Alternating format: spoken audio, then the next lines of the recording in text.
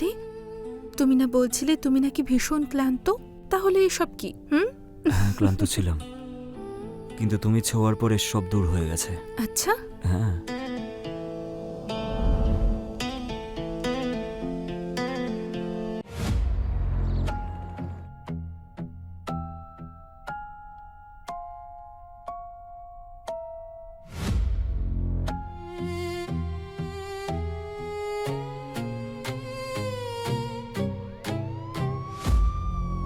Hello inspector, আমি সার্থক। আমার ছোট্ট পৃথিবীতে আমি খুব খুশি ছিলাম। একটা কলেজে ফিজিক্সের লেকচারার ছিলাম। বাড়িতেও কিছু বাচ্চারা পড়তে আসতো, সেই জন্যই কখনো টাকা পয়সার অভাব হয়নি। বাড়িতে একটা সুন্দরী আর বুদ্ধিমান বউ ছিল যে আমাকে সত্যি খুব ভালোবাসতো।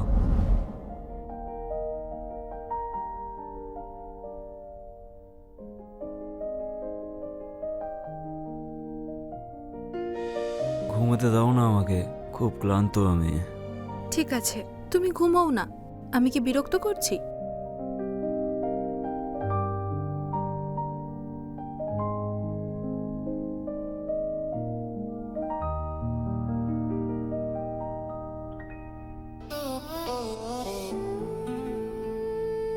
আরে তুমি না বলছিলে তুমি নাকি ভীষণ ক্লান্ত, তাহলে এসব কি? হ্যাঁ, ক্লান্ত ছিলাম, কিন্তু তুমি ছোঁয়ার পরে সব দূর হয়ে গেছে। আচ্ছা, হ্যাঁ।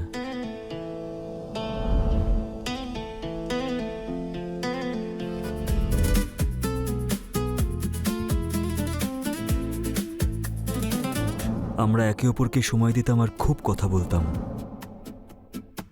আমরা কথা বলতাম আর খুব হাসাহাসি করতাম। ভবিষ্যতের সুন্দর স্বপ্ন দেখতাম, একে অপরের ভালোবাসায় ডুবে যেতাম। আমি যখন কলেজ থেকে ফিরে আসতাম তখনও আমার জন্য কিচেনে কিছু না কিছু বানিয়েই রাখতো। আমি পিছনে গিয়ে ওকে ডিস্টার্ব করতাম, ও হাসাহাসি করতো। সন্ধেবেলায় স্টুডেন্টরা আসতো, বিশেষ করে রোহন। fx x⁻9 - 3x⁵ ও রোজই আসতো। পড়াশোনাতেও খুব ভালো ছিল, সেজন্য আমারও ভালো লাগতো। সবকিছু ঠিকঠাকই চলছিল, কিন্তু এখন কিছুদিন ধরে আমি আর আমার বউ খুব টেনশনে ছিলাম। আমাদের সন্তান না হওয়া, এত বছর বিয়ে হয়ে যাওয়ার পরেও আমরা নিঃসন্তান ছিলাম। এদিকে আমার বন্ধুর সন্তানরা স্কুলে যাচ্ছে।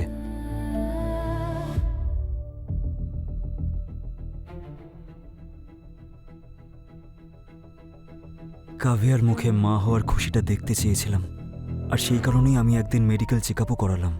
আর মেডিকেল রিপোর্টে জানা গেল যে আমি বাবা হতে পারবো না। আমার পায়ের তলা থেকে মাটিটা সরে গেল। আমি এই খবরটা আমি আমার বউকে কিভাবে শোনাবো, এটা ভাবতে ভাবতে আমি বাড়ি পৌঁছালাম।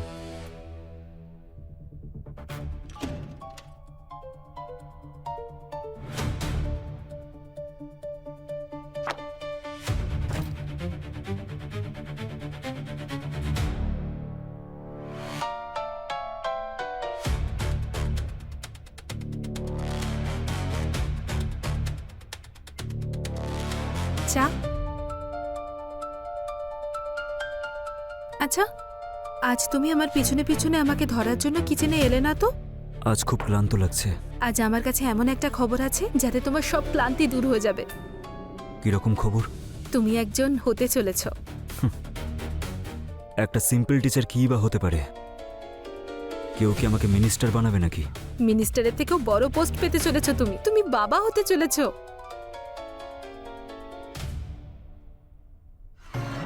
এভাবে কেন দেখছো? আমি তো ভেবেছিলাম এই খবরটা শুনে তুমি খুব খুশি হয়ে যাবে, কিন্তু তুমি তো একদম চুপ হয়ে গেলে। আসলে কি বলতো, এই খবরটা শুনে না আমার মনের ভেতর কেমন একটা হচ্ছে। আমি বুঝতেই পারছি না যে আমি রিয়াক্ট কিভাবে করব। But I am so happy, I am so happy. সত্যি? আমার কাছে যে মেডিকেল রিপোর্টটা ছিল সেখানে পরিষ্কার লেখা আছে যে আমি বাবা হতে পারবো না, কিন্তু আমার স্ত্রী আমাকে বলল যে আমি বাবা হতে চলেছি। তার মানে আমার স্ত্রী আমাকে ঠকিয়েছে। ওর অন্য কারোর সাথে অ্যাফেয়ার আছে, ওকে অন্য কেউই প্রেগনেন্ট করিয়েছে। স্ত্রীর মুখে এই খবরটা শুনে আমি পাগল হয়ে গিয়েছিলাম। আমি আমার স্ত্রীকে নিজের হাতে ধরতে চেয়েছিলাম, আর সেই জন্যই আমি আমার বাড়িতে হিডেন ক্যামেরা ফিট করেছিলাম।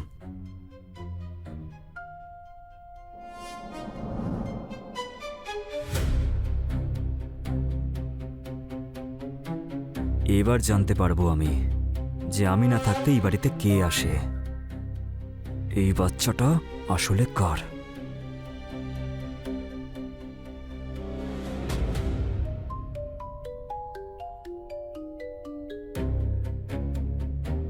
কি করছিলে তুমি? আরে তুমি তো আমাকে ভয় পাইয়ে দিলে গো। কিছু না, ওই ব্যাটারিটা চেঞ্জ করছিলাম, ব্যাটারি শেষ হয়ে গেছিল। আচ্ছা, কি রান্না করেছো আজকে? ডাল ভাত রুটি তরকারি। আরে চলো। চলো চলো চলো চলো। বাড়িতে ক্যামেরা লাগানোর পর আমি সবসময় আমার বউয়ের ওপর নজর রাখতাম। ল্যাপটপ খুলে বসে থাকতাম আর সারা দিন ধরে শুধু এটাই দেখতাম।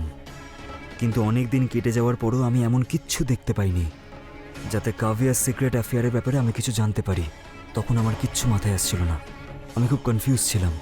তারপর যখন আমি কাজ সেরে নিজের বাড়িতে এলাম,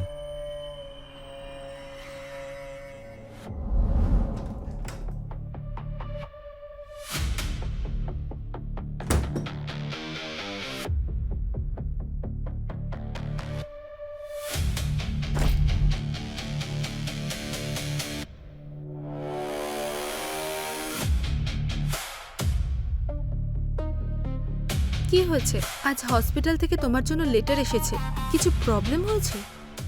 ওহো, প্রশ্নই করতে থাকবে নাকি? একটু দেখতে তো দাও। ওই লেটারে লেখা ছিল যে আপনাকে যে মেডিকেল রিপোর্টটা দেওয়া হয়েছে সেটা আপনার না, অন্য কারোর ছিল। আপনি পুরোপুরি সুস্থ, আপনি বাবা হওয়ার যোগ্য। সেই রিপোর্টটা দেখার পর আমি খুব খুশি হলাম, কিন্তু নিজের উপর খুব রাগ হলো যে আমি কাভিয়ার মতো স্ত্রীর উপর সন্দেহ করছিলাম। অনেক বড় অপরাধ করেছি আমি। সরি আসলে কাভিয়া, আমি কোনো কিছু না ভেবেই তোমাকে সন্দেহ করলাম। আমাকে ক্ষমা করে দাও। ঠিক আছে, কোনো ব্যাপার না।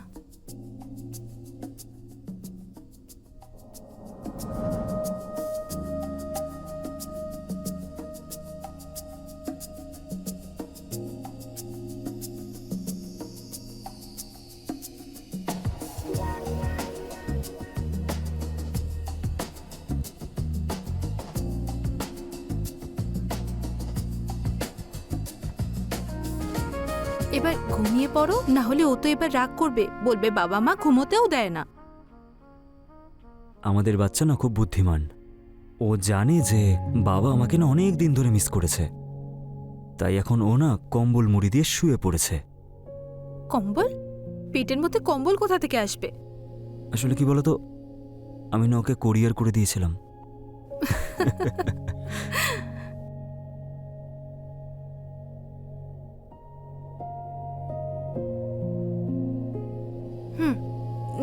যতদিন না ও জন্ম নিচ্ছে ততদিন কোনো দুষ্টুমি নয়। এতদিন ধরে আমি অপেক্ষা করতে পারবো না। দেখছিস তো তোর বাবাটা কি দুষ্টু রে। তুমি দেখছো তো, তোমার মা না আমার এইটুকু কথা শুনছে না। তুমি বলো না মাকে। হ্যাঁ, দেখো ও হ্যাঁ বলেছে। প্লিজ আসো না।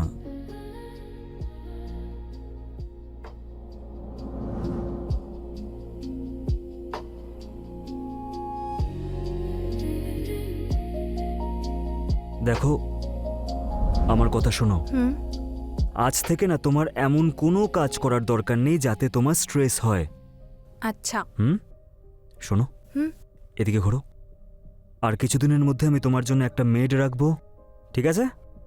আর তারপর তোমাকে শুধু একটাই কাজ করতে হবে, বিশ্রাম বিশ্রাম আর শুধু বিশ্রাম। Hello sir. Hello ma'am. Hi Rohan, how are you? I am fine sir. Rohan, পড়াশোনা শুরু করার আগে তোমাকে একটা কাজ করতে হবে। ম্যামের জন্য মেডিকেল শপ থেকে মেডিসিন আনতে হবে, ঠিক আছে? এই নাও টাকা, আর মেডিসিনটা তোমাকে হোয়াটসঅ্যাপ করে দেবো। ওকে ওকে, ব্যাগটা রাখো আর তাড়াতাড়ি যাও, ঠিক আছে? ওকে।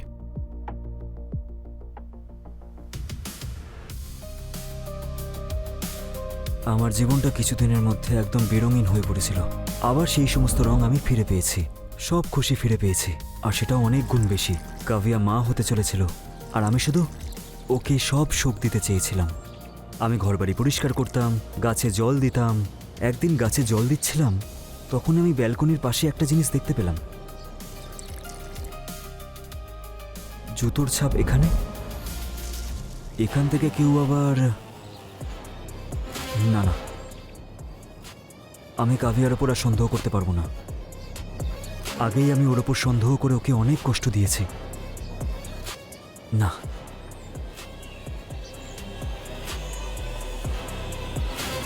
এটা আমার মনের ভুলও হতে পারে। ব্যালকনিতে জুতোর দাগ দেখে আমার মন তো চঞ্চল হয়ে উঠেছিল, কিন্তু আমি নিজেকে বোঝালাম যে আমি একবার টেনশন নিয়ে দেখে নিয়েছি, আর দ্বিতীয়বার সেই টেনশন নেওয়ার আমার মধ্যে সেই ক্ষমতা ছিল না।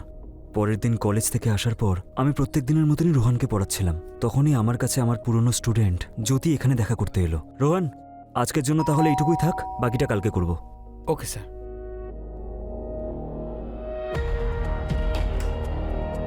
আরে জ্যোতি, নমস্কার স্যার। নমস্কার।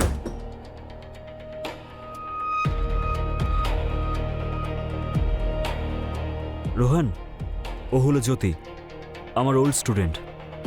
জ্যোতি, ও হলো রোহান। স্যার আমি এখন আসলাম।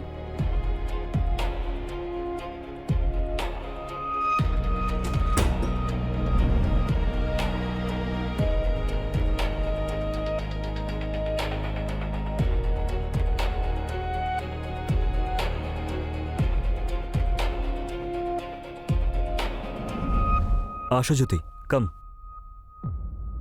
বসো।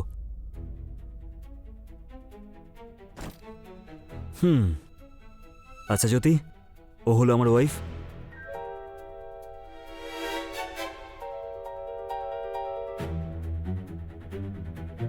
তোমরা দুজন বসে কথা বলো, আমি ততক্ষণে চা বানিয়ে আনছি।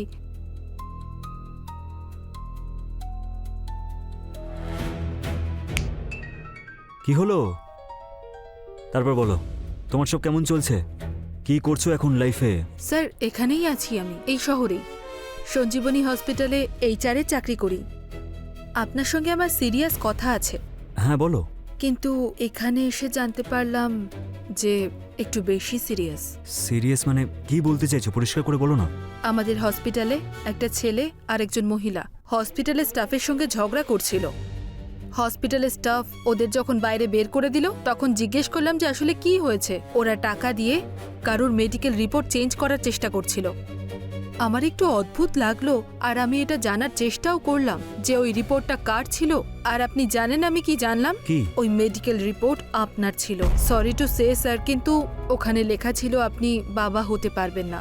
আর ওরা এটাই চেঞ্জ করার চেষ্টা করছিল। হসপিটাল থেকে অ্যাপোলজি লেটার নেওয়ার চেষ্টা করছিল যে আমরা আপনাকে ভুল রিপোর্ট দিয়েছি, যে আপনি বাবা হতে পারবেন। আমি ভাবলাম আপনার সঙ্গে দেখা করে এই কথাটাও জানানো উচিত। কিন্তু ওরা কারা ছিল যারা আমার রিপোর্টটা চেঞ্জ করাতে চাইছিল? এটা তো আমিও ভাবছিলাম, কিন্তু এখানে আসার পর সবটাই বুঝতে পারলাম। কি জানতে পেরে গেছো জ্যোতি? আর তারা কে ছিল? তার মধ্যে একজন হলো আপনার স্টুডেন্ট রোহন, আর অন্যজন আপনার ওয়াইফ।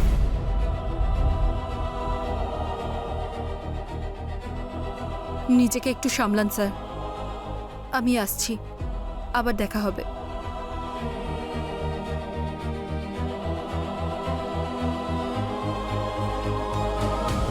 আমি সবকিছুই দুঃস্বপ্ন ভেবে ভুলে যাওয়ার চেষ্টা করেছিলাম, কিন্তু তারপর আমি আর নিজেকে আটকাতে পারলাম না।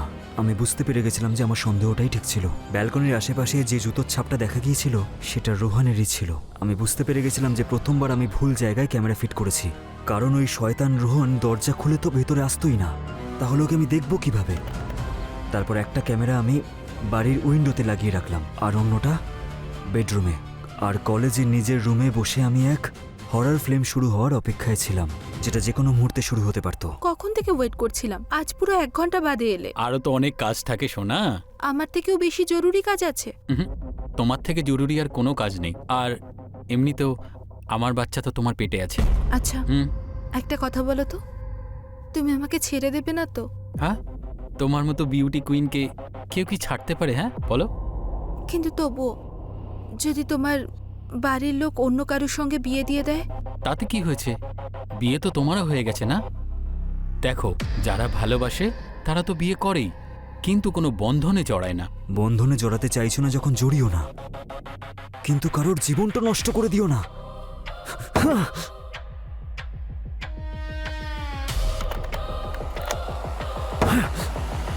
আচ্ছা ছাড়ো এসব, চলো তাহলে ওটা শুরু করি। হ্যাঁ, আমিও তো অপেক্ষা করে আছি। আচ্ছা।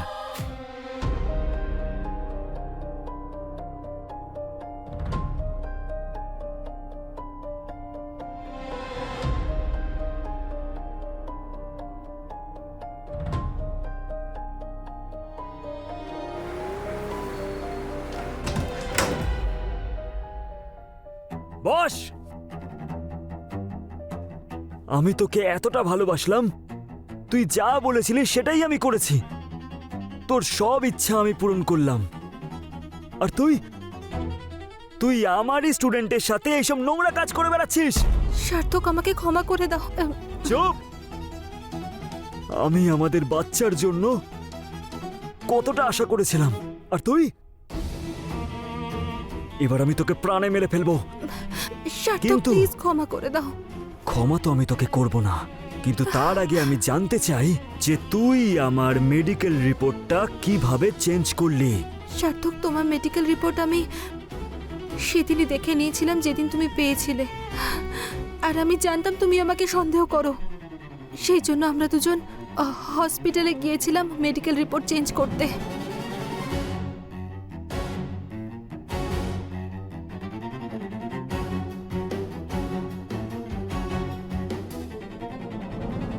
কিন্তু ওরা না করে দিয়েছিল। তারপর রোহনের একজন বন্ধুর সাহায্য নিয়ে আমরা একটা নকল রিপোর্ট বানাই। তাহলে এই শয়তানটা ব্যালকনি দিয়ে কেন ঢুকতো? আমি দেখেছিলাম যে তুমি হলে ক্যামেরা বসিয়েছো, সেই জন্য ও ব্যালকনি দিয়ে আসতো।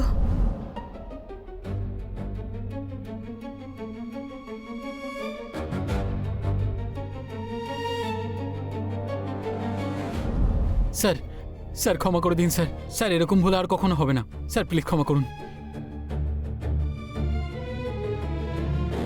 সার্থক, প্লিজ ওকে ক্ষমা করে দাও। ওর কোনো ভুল নেই, ছেড়ে দাও ওকে। আমি এই সব কিছু আমার সন্তানের জন্য করেছিলাম। এটা আমার বাচ্চা না, এটা আমার বাচ্চা না। হ্যাঁ স্যার, স্যার ক্ষমা করে দিন sir. Sir sir sir sir আর কখনোই হবে না স্যার।